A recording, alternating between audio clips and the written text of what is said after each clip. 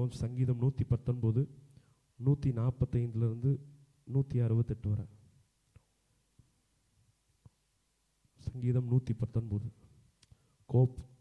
முழு இருதயத்தோடும் கூப்பிட்டேன், கர்த்தாவே என் ஜெபத்தை கேளும், உம்முடைய பிரமாணங்களை கைக்கொள்ளுவேன்.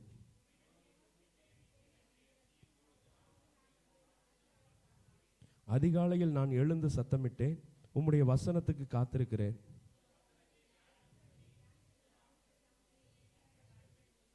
உம்முடைய கிருபையின்படி என் சத்தத்தை கேளும், கர்த்தாவே உம்முடைய நியாயத்தின்படி என்னை உயிர்ப்பியும்.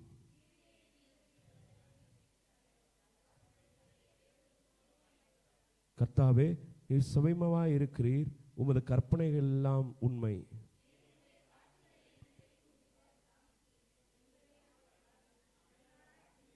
ரேஷ். என் உபத்திரவத்தை பார்த்து என்னை விடுவியும், உமது வேதத்தை மறவேன்.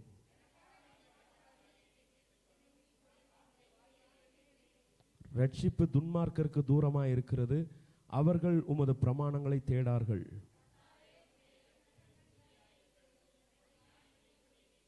என்னை துன்பப்படுத்துகிறவர்களும் என்னை விரோதிக்கிறவர்களும் அநேகர், ஆனாலும் உம்முடைய சாட்சிகளை விட்டு விலகேன்.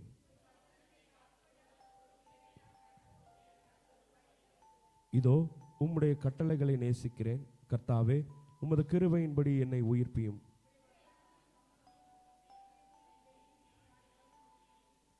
ஷீன். பிரபுக்கள் காரணமில்லாமல் என்னை துன்பப்படுத்தினார்கள், ஆனாலும் என் இருதயம் உமது வசனத்திற்கே பயப்படுகிறது.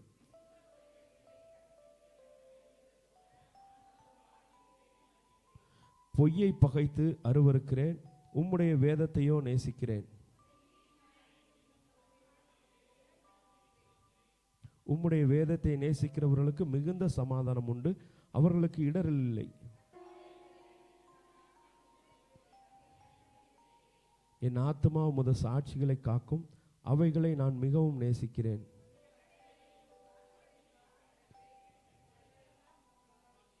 அல்லேலூயா. அவரை அமர்ந்து கொள்வோம்.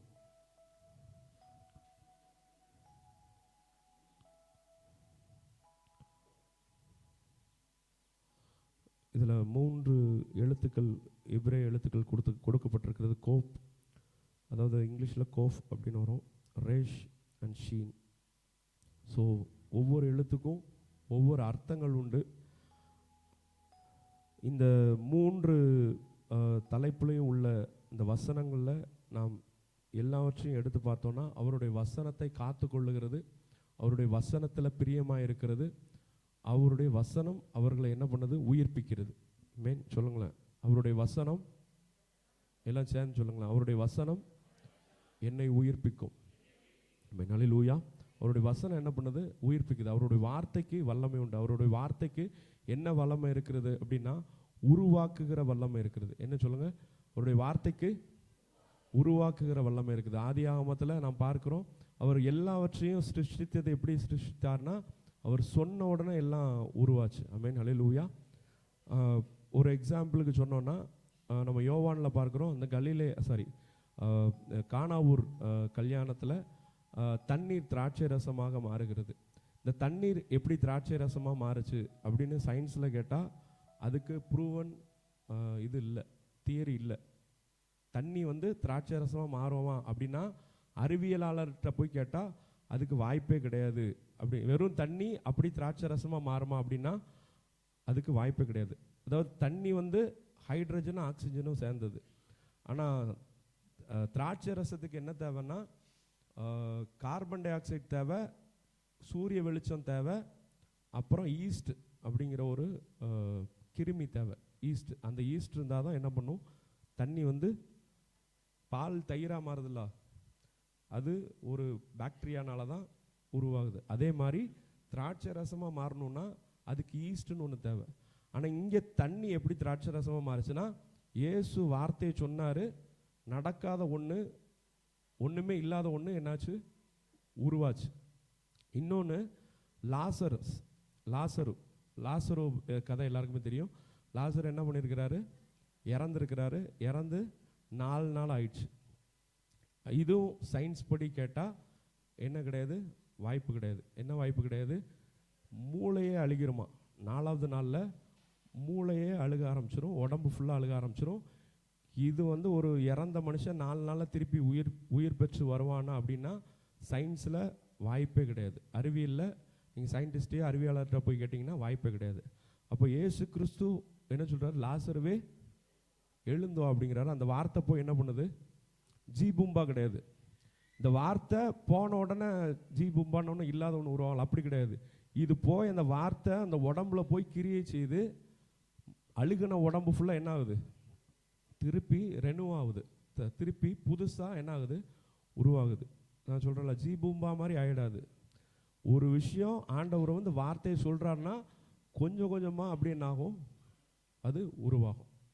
அப்போது இது எதுக்கு சொல்கிறேன்னா, நீங்கள் எடுத்து வாசிங்க சங்கீதம் 119 160வது வசனம்.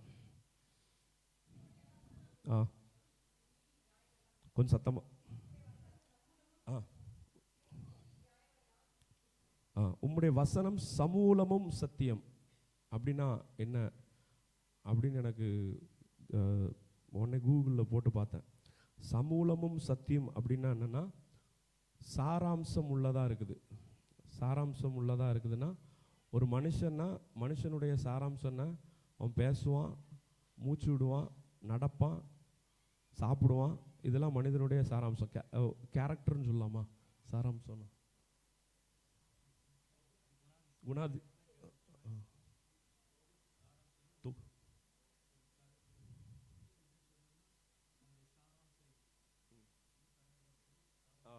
அதாவது ஒரே வார்த்தையில் சொல்லணும்னா, ஒரு 10 வரியை அடக்கிய ஒரே வார்த்தையில் சொல்லணும்னா சாராம்சம் அப்படின்னு சொல்லுவாங்க. எல்லாவற்றையும் இவ்வளோ பெருசாக சொல்ல முடியாது. அதாவது எப்படி சொல்கிறது? நம்ம யெகோவாக்கு எத்தனை பேர் இருக்குது? நிறைய பேர் இருக்குது. ஆனால் நம்ம எப்படி சொல்லலாம்? யெகோவான்னு சொன்னாலே போதும். யெகோவா ஷம்மா, யெகோவா ஷாலம், இதெல்லாம் அவருடைய நாமங்கள். அதோடைய சாராம்சம் என்னது? யெகோவான்னு சொன்னாலே இது எல்லாமே அடங்கிடும். மேன் அல்லேலூயா. அது மாதிரி சாராம்சம். இன்னொன்று நீங்கள் எடுத்துக்கிட்டிங்கன்னா அது என்ன சொல்லுதுன்னா, தொடக்கத்திலிருந்தே ஸ்டார்டிங் ஆதி முதல் அதை பாருங்கள். அந்த வசனம் இப்படி வாசிங்களேன். உம்முடைய வசனம் ஆதி முதல் சத்தியம். வாசிங்களேன். சமூலமும் பதிலாக ஆதி முதல் போட்டுக்கோங்க. உம்முடைய வசனம் ஆதி முதல் சத்தியம், உம்முடைய நீதி நியாயமெல்லாம் நித்தியம். ஆமென் அல்லேலூயா. அவருடைய சமூலம் சத்தியமா. அப்போ ஆதி முதல் அவருடைய வார்த்தை எப்படி இருக்குது? அது சத்தியம், உண்மையுள்ளதாகவே இருக்கிறது. ஆமென் அல்லேலூயா. அது என்னைக்குமே என்னாகாது? மாறாது. அப்போ அவருடைய வார்த்தையோட சாராம்சம் என்னது? நான் ஃபர்ஸ்ட் சொன்னது, அவருடைய வார்த்தை இல்லாத ஒன்றை இருக்கிறவைகளாக உருவாக்குகிறது. அல்லேலூயா. நம்முடைய வாழ்க்கையில் நிறைய காரியங்கள் வாய்ப்பே இல்லை அப்படின்னு சொல்லி நாம் நினைத்து கொண்டு இருப்போம். ஆனால் கர்த்தர் இல்லாத ஒன்றிலிருந்து ஒன்றை உருவாக்குகிறதுல அவர் எக்ஸ்பர்ட். அல்லேலூயா. 2 பேருக்கு மட்டும்தான் நடக்கும், யாருக்கும் நடக்காது. அல்லேலூயா. அவர் என்ன, அது எதில் எக்ஸ்பர்ட்? அவர் ஒன்றுமே இல்லை, அதை உருவாக்கணுமா, நான் வாரேன் அப்படின்னு சொல்லி என்ன பண்ணுவார்? இயேசு கிறிஸ்து அவர் உருவாக்குகிறவர். அல்லேலூயா அல்லேலூயா. இப்போ பாருங்கள், அடுத்த நீங்கள் ஒரு வசனம் எடுத்துக்கொள்ளுங்க. 161வது வசனம். பிரபுக்கள் காரணமில்லாமல் என்னை துன்பப்படுத்தினார்கள், ஆனாலும் என் இருதயம் உமது வசனத்திற்கே பயப்படுகிறது. அப்போது இந்த வார்த்தை நம்ம வந்து உருவாக்கணும். நம்முடைய வாழ்க்கையில் ஒரு பிரச்சனையை மாற்றணும், நம்முடைய வாழ்க்கையில் ஒரு போராட்டத்தை மாற்றணும், இல்லை ஒரு துக்கத்தை மாற்றணும் அப்படின்னு சொல்லி நாம் பிரியப்பட்டோம் என்றால், அடுத்த வசனம் என்ன சொல்லுது? பிரபுக்கள் காரணம் இல்லாமல் என்னை துன்பப்படுத்தினார்கள். யாராவது உங்களை காரணம் இல்லாமல் என்ன பண்ணலாம்? துன்பப்படுத்தலாம், மனசை கஷ்டப்படுத்தலாம், ஏதாவது ஒரு பிரச்சனையை கொடுத்துட்டே இருக்கலாம். ஆனாலும் நீங்கள் என்ன பண்ணணும்? உங்கள் இருதயம் எதை நம்பி இருக்கணும்? கர்த்தருடைய வசனத்தை நம்பி இருக்கணும். கர்த்தருடைய வசனத்துக்கு பயந்திருக்கணும். பயந்திருக்கணும்னா என்னது? மரியாதை கொடுக்கணும். மேன் அல்லேலூயா. கர்த்தருடைய வசனத்துக்கு இப்படி பயந்தில்லை, மரியாதையோடு கர்த்தருடைய வசனத்தை நாம் என்ன பண்ண வேண்டும்? பார்க்க வேண்டும். அல்லேலூயா. அப்போது கர்த்தருடைய வசனத்தை மரியாதையோடு நாம் அதை பயன்படுத்தணும்னா எப்படி பண்ணலாம்? பயப்படாதே, நான் உனக்கு துணை நிற்கிறேன் அப்படின்னா என்ன பண்ணக்கூடாது? பயப்படக்கூடாது. பயப்பட்டீங்கன்னா என்னது? அவமரியாதை பண்ணுறது. புரியுதா? எத்தனை பேருக்கு புரியுது? பயப்படாதே, நான் உனக்கு துணை நிற்கிறேன், நானே உனக்கு கேடகமும் மகா என்னது பலனுமா இருக்கிறேன் அப்படின்னு சொல்லி ஆண்டவர் ஆபிரகாமுக்கு சொல்றாரு. அப்போ அவர் சொன்னார்னா என்னது, அவர் எனக்கு என்ன இருக்கிறாரு, கேடகமா இருக்கிறாரு, அவர் எனக்கு பலனா இருக்கிறார் அப்படின்னு நான் நம்பினேன்னா அதுக்கு என்ன பண்ண போறேன், நான் மரியாதை கொடுக்குறேன். அதை நம்பலைன்னா நான் என்ன பண்றேன், அந்த வார்த்தையை அவமதிக்கிறேன். அப்போ கர்த்தருடைய வார்த்தை ஒன்று வெளியரங்கமாகுது அப்படின்னா கர்த்தருடைய வார்த்தை என்ன சொல்லுது, உன்னை இப்போ சொல்லுங்களேன், என்னை அதிசயங்களை காண பண்ணுவார். ஆமென். இது வந்து டிசம்பர் 31 நைட்டு 12 மணிக்கு கேட்கும் பொழுது காண பண்ணினார் அப்படின்னு நம்ம சொல்லணும். ஆமென். அல்லேலூயா, அல்லேலூயா. அப்போ காண பண்ணுவார்னு சொல்லி அந்த வார்த்தைக்கு நம்ம என்ன பண்ணணும், மரியாதை கொடுக்கணும். மரியாதை கொடுக்கும்போது அந்த வார்த்தை என்ன பண்ணும், உங்களுக்கு கிரியை செய்ய ஆரம்பிக்கும். அதனால தான் பாடும்போது என்ன சொல்கிறோம், எல்லாம் அறிக்கை பண்ணி பாடுங்க, எல்லாம் அறிக்கை பண்ணி பாடுங்க அப்படின்னு சொன்னாலும் வார்த்தைக்கு வல்லமை இருக்கிறது. வார்த்தை சும்மா வசனம் என்ன சொல்லுது, அந்த வார்த்தை வெளிப்பட்டுச்சுன்னா அந்த வார்த்தை எதுக்கு வெளிப்பட்டுச்சோ அந்த காரியத்தை முடிக்காம அதை என்ன பண்ணாது, திரும்பி போகாது. எத்தனை பேர் நம்புறீங்க? அல்லேலூயா.